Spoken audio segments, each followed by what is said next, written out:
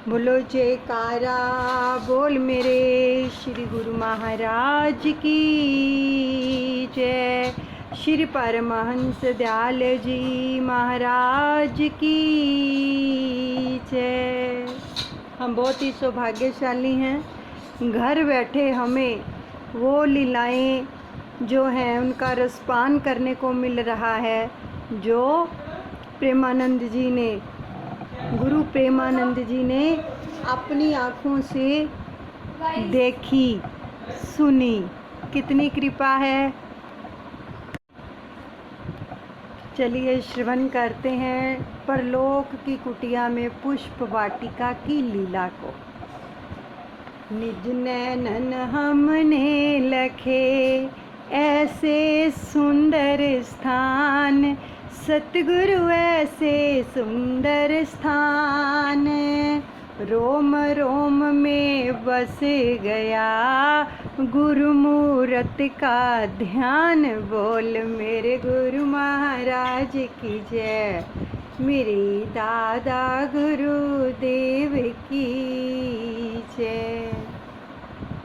वे नेत्र भी धन्य हैं जिन्होंने ऐसी लीलाओं व ऐसे सुंदर स्थानों के दर्शन किए, और वह छवि, वह गुरु मूर्ति का ध्यान आज भी हमारे रोम रोम में बसा हुआ है। देखो, जब श्री गुरु महाराज जी चले गए उसके बाद भी ये कह रहे हैं कि उनकी जो प्यारी सी मूर्त थी ना, आज उसका ध्यान भी आज भी हमारे नैनों में रोम रोम में बसा हुआ है। क्यों? क्योंकि बसाया है, किसी और चीज़ में नहीं, अपने दिल में बसाया है, अपने नैनों में बसाया, इसलिए बसे हुए हैं।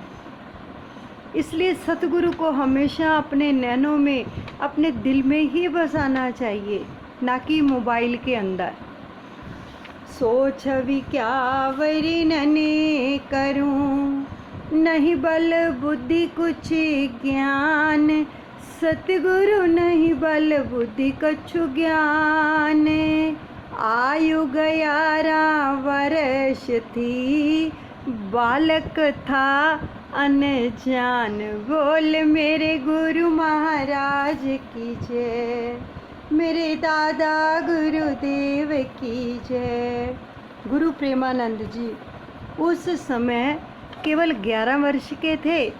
11 वर्ष का बालक क्या होता है सच बताओ, लेकिन जिसको लगन लगी होती है ना, तो फिर वो जो 11 वर्ष का जो बालक होता है ना, उसकी जो लगन ऐसी लग जाए तो गुरु रोम रोम में समा जाते हैं। तो देखो, ये 11 वर्ष के बालक ने जो अपनी आँखों से लीलाएं देखी जब तक, तो तब तक की ये सब लीलाओं का वर्णन उन्होंने किया इस ग्रंथ के जरिए, ताकि हम सब तक पहुँचे, हम रसपान कर पाएँ। क्योंकि उस समय हम थोड़ी थे, लेकिन हम तक ये पहुँचाई गई। ये किसकी कृपा है? दादा गुरुदेव की, श्री गुरु महाराज जी के आशीर्वाद से, उनकी कृपा से हम तक ये सब पहुँच रहा है। श्री महाराज जी की उस सुंदर छवि का वर्णन वाणी से परे है। मेरे में इतनी बल बुद्धि नहीं है, वैसे भी मेरी केवल 11 वर्ष की आयु थी। मैं उस समय सचमुच ही नादान बालक था। ये गुरु प्रेमानंद जी बता रहे हैं। स्थान चकोड़ी लोक में था, और संतपुरा परलोक में था। वर्णन करने की बात नहीं, क्या लोक में क्या परलोक में था। चकोड़ी स्थान, जो चकोड़ी स्थान था, ग्राम था, यानी गांव था। चकोड़ी ग्राम के अंदर था। यह सतगुरुदेव भगवान का निवास स्थान रहता था। सभी ने दर्शन किए, कल करवाए थे ना आप सभी को चकोड़ी संत आश्रम के दर्शन, जो हमने पहले लीला डाली है उसके अंदर चकोड़ी संत आश्रम यानी लोक की कुटिया के दर्शन हैं। तो वहाँ पर श्री गुरु महाराज जी का निवास स्थान था, वहाँ पर निवास रहता था हरिहर बाबा का। तो संतपुरा, जो संतपुरा था वो परलोक वाली कुटिया में था, ग्राम से दूर बाहर था, वो चकोड़ी ग्राम से दूर बाहर था। और यह लोक और परलोक की बात मेरी शक्ति से बाहर है, गुरु प्रेमानंद जी बता रहे हैं। अब लोक और परलोक क्या था, यह तो गुरु कृपा से ही जाना जा सकता है। मैं तो लोक वाली कुटिया और परलोक वाली कुटिया की एक छोटी सी आप बीती बता रहा हूँ। सच में हृदय रोमांचित हो रहा है कि इन्होंने कैसे दर्शन किए और ये सब लीलाएं अपनी मतलब आंखों से देखी हैं। मतलब कि हृदय में एक ऐसा रोमांच हो रहा है कि ये कितने सौभाग्यशाली रहे हैं, है ना।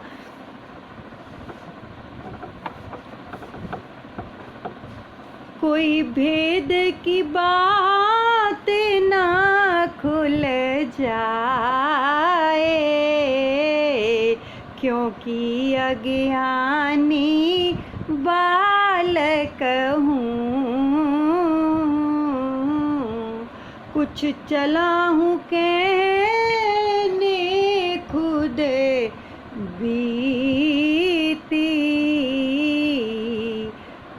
मजजूम नहीं हूँ सालिक हूँ, मजजूम नहीं हूँ सालिक हूँ। मैं एक अज्ञानी बालक हूँ। कोई योग का गुप्त रहस्य, कोई राज खुल जाए, मैं तो अपनी आप बीती लिखने चला हूँ। मैं तो अपनी आप बीती लिखने चला हूँ कि यह सब बाहोश सालिग अवस्था में लिख रहा हूँ। मतलब कि जब वो ये लिख रहे हैं वो अपनी होशो हवास में सब लिख रहे हैं। कोई ऐसे नहीं कि बिना कुछ समझे लिख रहे हैं, ऐसा कुछ भी। किसी मजजूबी या बेसुधी से की हालत में मैं नहीं लिख रहा हूँ। ये गुरु प्रेमानंद जी जो हैं फरमा रहे हैं। स्थान चकोड़ी से सते गुरु, स्वामी जी भ्रमण को जाते थे,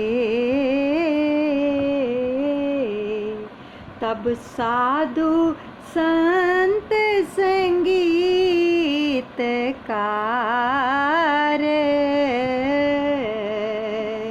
गुणवादे आप के गाते थे।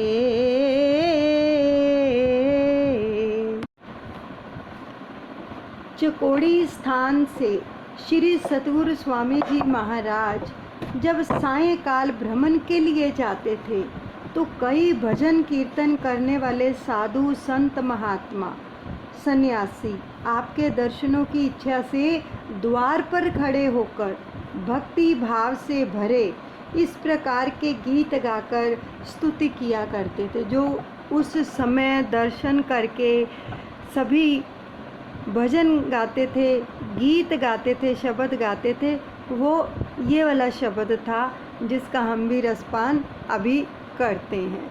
और उसी चीज़ को हम विजुलाइज करते हैं, उसी लीला को, कि हम भी उनके श्री दर्शनों का आनंद ले रहे हैं। दूर दूर तो आइयां संगता लेके दिल विच प्यार तेरा, इना प्यासियां अखियां नू चे हो जावे दीदार तेरा।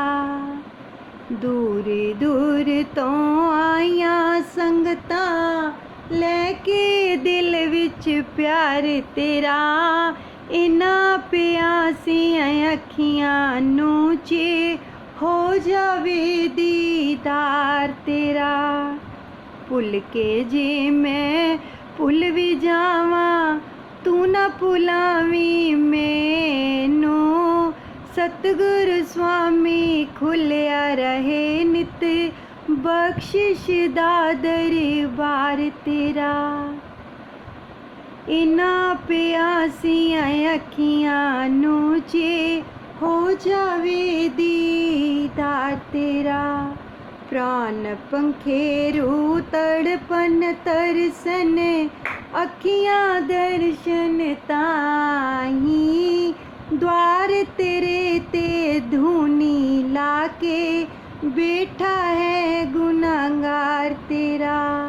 इना प्यासियां अखियां नूं चे हो जावे दीदार तेरा।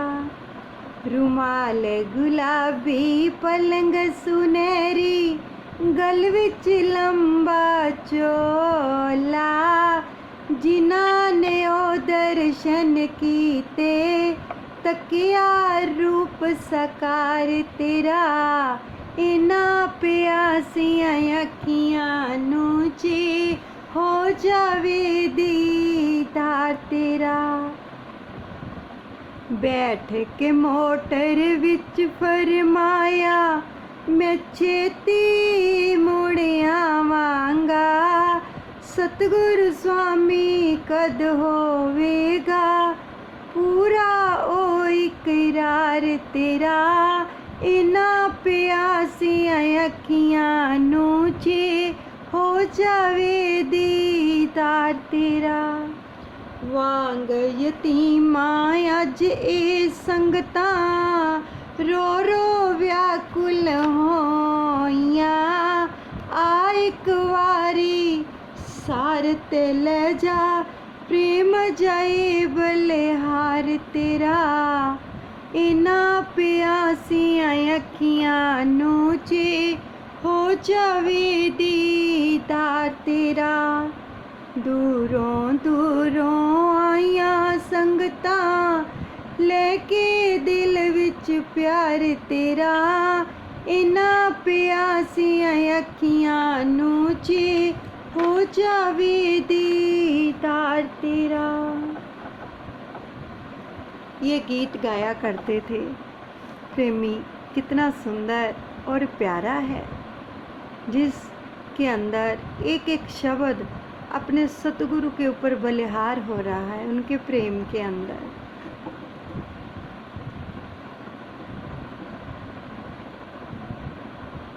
हो आशावें सवारे प्रभु जाते थे, और साथ साथ सब सत्संगी। वह धूल हमें नित मिलती थी, इस धूली में ऋषि पत्नी थी रंगी। बड़े ध्यान से सुनो, बहुत ही प्यारी लीला है ये। श्री सतगुरुदेव भगवान ने जिस घोड़े पर सवार होकर भ्रमण के लिए जाते थे ना, तो वह घोड़ा महाराज श्री को सामने आते देखकर दोनों घुटने टेककर माथा जमीन पर लगाकर प्रणाम करता था। हरिहर बाबा, हरिहर बाबा श्री गुरु महाराज जी हमारे जब घोड़े पर सवार, जिस घोड़े पर सवार होकर जाते थे ना, तो वो जब सामने से सवार होने के लिए आते थे उस घोड़े के ऊपर, तो घोड़ा सामने से सतगुरुदेव भगवान को आते हुए देखकर दोनों घुटने टेक देता था प्रभु के आगे, और ज़मीन के ऊपर अपना मस्तक झुका देता था, नतमस्तक हो जाता था, प्रणाम करता था। और जब संगत जयकारा लगाती थी, तब वह घोड़ा भी हिन हिनाकर साथ देता था अपनी ही वाणी के अंदर, वो भी जयकारा लगाता था, जय जयकार बुलाता था श्री गुरु महाराज जी की। और महाराज श्री की सवारी के पीछे पीछे संगतों के साथ चलते हुए वह पावन पग धूली मिलती थी, और जिस पग धूली से ऋषि पत्नी अहिल्या का उद्धार हुआ था। सबको पता है ना कि भगवान श्री राम ने अहिल्या को केवल जो पत्थर की हो गई थी अहिल्या श्राप के कारण, तो श्री राम प्रभु ने केवल अपने चरण ही तो लगाए थे और चरणों की धूली से वो फिर से जीवित हो गई थी। नित ही गुरु चरणों की धूली जिस सेवक को मिल जाती है, यही चरण धूली जो राशि के चक्कर से मुक्ति दिलाती है। जो चरण धूली हम सबके भी पास है, कभी उसकी अहमियत को समझा हमने? कभी रोज मस्तक पर धारण करते हैं इस प्रकार से? उनको तो साक्षात मिलती थी उस समय। वो समय ही ऐसा था कि श्री गुरु महाराज जी जब चलते थे तो उनके पग से हवा से जो उनकी धूल उड़ती थी, तो वो गुरु प्रेमानंद जी कहते हमें रोज़ ही मिलती थी, तो उसको हम अपने मस्तक पर धारण करते थे। हम सबके घरों में है, लेकिन डिब्बियों में बंद करके रखी हुई है, उसको कभी हमने मस्तक पर धारण नहीं किया।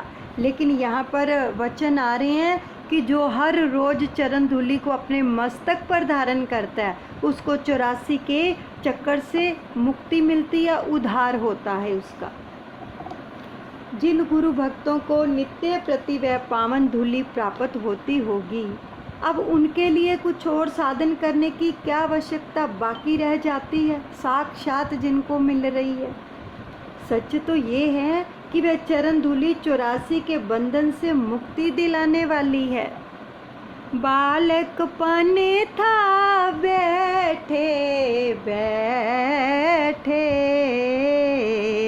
एक रोज यूं मन में आया,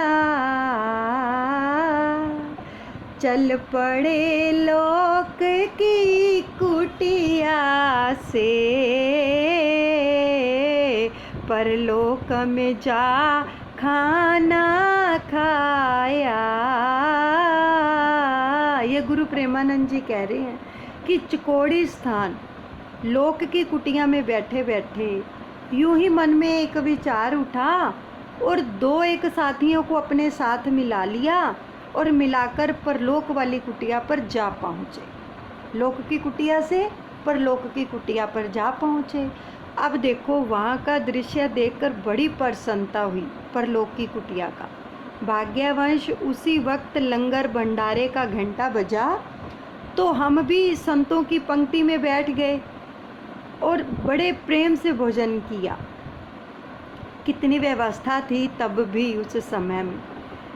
परलोक की कुटिया संतपुरा में साधु संत कई रहते थे, गीता रामायण पाठ जहाँ हर वक्त ही होते रहते थे। अब वहाँ पर एक संतपुरा नामक स्थान बहुत ही सुंदर बना देखा, और जहाँ पर साधु संत सन्यासी महात्मा गीता और रामायण का पाठ करते देखे अपनी आँखों से उन्होंने, तो वह बड़ा रमणीक स्थान था, यानी बहुत ही सुंदर था। और वहाँ छोटी छोटी झोंपड़ियाँ थी परलोक वाली कुटिया में। तो इनके छोटे छोटे दरवाजे थे जिनमें सिर झुकाकर ही अंदर जा सकते थे। इतनी छोटी कुटियाएँ बनी हुई थी कि उसका जो अंदर जाने का दरवाज़ा था ना, वो छोटा था, यानी अपने सिर को झुकाकर अंदर जाना पड़ता था। इतने छोटे दरवाजे थे। वहाँ बाल वृद्ध योगी देखे, भगवे ही वेश में थे सारे, गऊ बछड़ों की सेवा करते, देखे तो लगे दिल को प्यारे। अब वहाँ पर कुछ तो वृद्धावस्था के साधु थे और कुछ बाल्यावस्था के बाल साधु भी देखे। अब कुछ गायों की सेवा कर रहे थे तो कम आयु वाले बाल संत बछड़ों की सेवा में लगे हुए थे। ये दृश्य भी देखे और ये सब देखकर मन बहुत प्रसन्न हुआ। छोटी सी फुलकारी देखी, थे भांति भांति के फूल लगे। फिर तो हमसे नहीं रहा गया, सोचा बस आज है भाग जगे।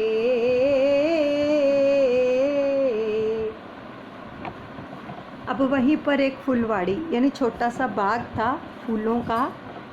जो फुलवाड़ी में रंग बिरंगे फूलों को देखकर तो मन में ऐसा मन मचल उठा कि यहाँ से दृष्टि हटी ही नहीं। तो क्या हुआ, मन के हाथों मजबूर हो गए और झट से फुलवाड़ी के अंदर जाकर सुंदर मन भावने फूल तोड़कर बाहर निकलने लगे। तो क्या देखा, फुलवाड़ी में गए गुरु प्रेमानंद जी और साथ में उनके जो ले गए थे वो अपने 2-4 अपने लोगों को, उनके साथ जो थे उनके छोटे छोटे बालक, उनको ले गए थे। अब फूल तो तोड़ लिए, अब सामने से क्या देखा, आते देखा जब माली को, साथी संगी सब दौड़े उठे। मेरी झोली में डाल दिए जो फूल सभी ने तोड़े थे। अब सामने से फुलवारी का रक्षक माली हमारी ओर आता दिखाई दिया। तो बस उसे देखते ही जो उनके सब साथी थे वो तो भाग निकले भाई माली को देखकर। और जो फूल उनके हाथों में थे जो तोड़े थे वे भी उन्होंने, गुरु प्रेमानंद जी फरमा रहे कि मेरी झोली में डाल दिए और डर कर वो भाग गए। अब मैं उन फूलों को देख देख कर सोचता ही रह गया कि इनको कैसे फेंकूं। क्यों? क्योंकि इनको बड़ी चाह से हमने गुरुदेव भगवान के चरणों में भेंट करने के लिए तोड़ा है, किसी और के लिए नहीं तोड़ा था। केवल श्री गुरु महाराज जी को भेंट करने के लिए, यानी माला बनाएंगे और उनको पहनाएंगे, इस भाव से फूल वहाँ से तोड़े थे। ध्यान रखो। तो माली एक बूढ़ा साधु था और हाथ में उसके डंडा था। फिर भी उसने कुछ कहा नहीं, क्योंकि स्वभाव का ठंडा था। अब माली के रूप में एक वृद्ध संत हमारे पास आ पहुँचे। तो उनके हाथ में एक डंडा देखकर कुछ भयभीत होकर मैं खड़ा ही रह गया, क्योंकि डर तो लगता है, छोटे से तो बालक के थे वो 11 वर्ष के। तो माली को जब देखा तो डर गए, किंतु उस माली संत ने मुझे कुछ नहीं कहा, कोई डांट डपट भी नहीं की, क्योंकि वे साधु शांत स्वभाव के थे। साधु का शांत स्वभाव देख मैं लज्जित होकर खड़ा रहा, नहीं कदम हिले आगे पीछे, पत्थर की तरह बस गड़ा रहा।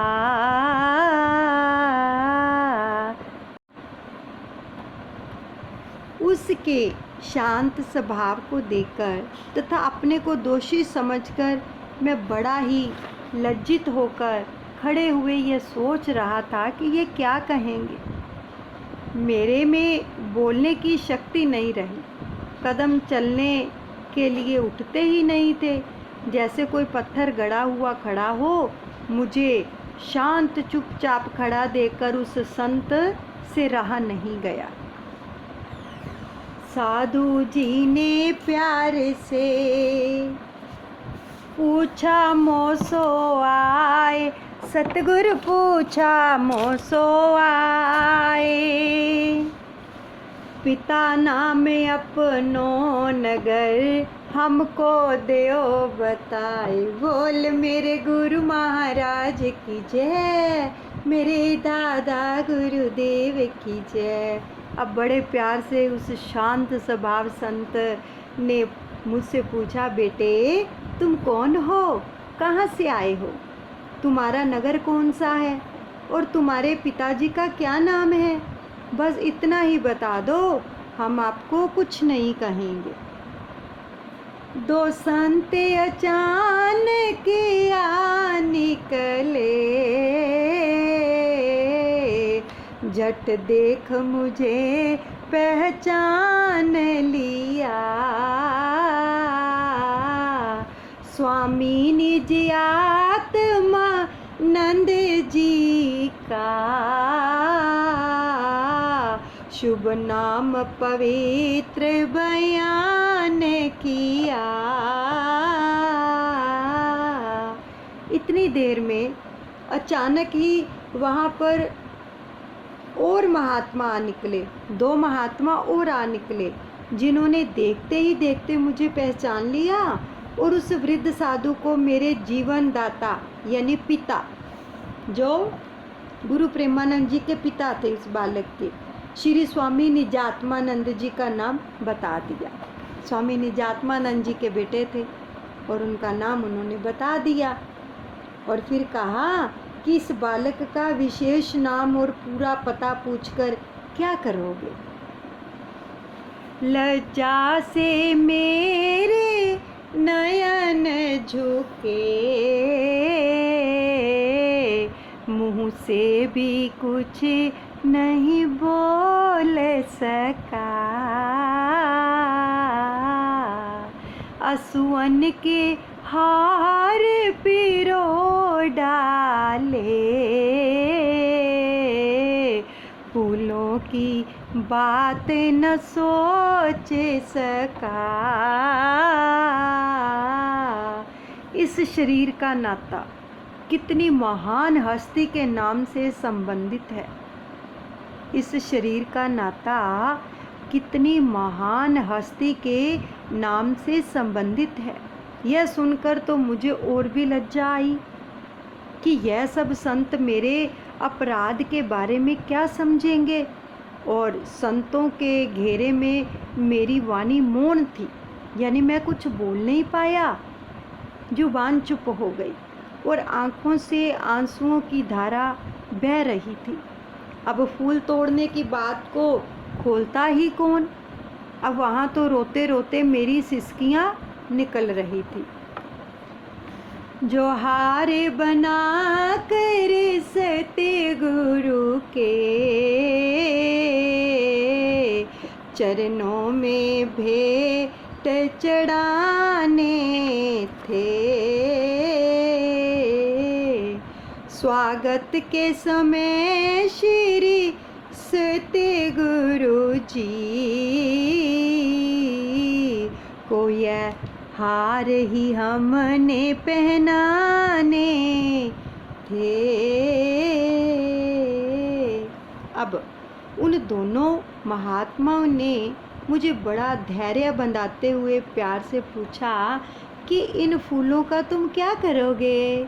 छोटे बालक थे ना, तो मैंने रोते रोते उत्तर दिया कि श्री महाराज जी को पहनाने के लिए हार बनाना चाहता था।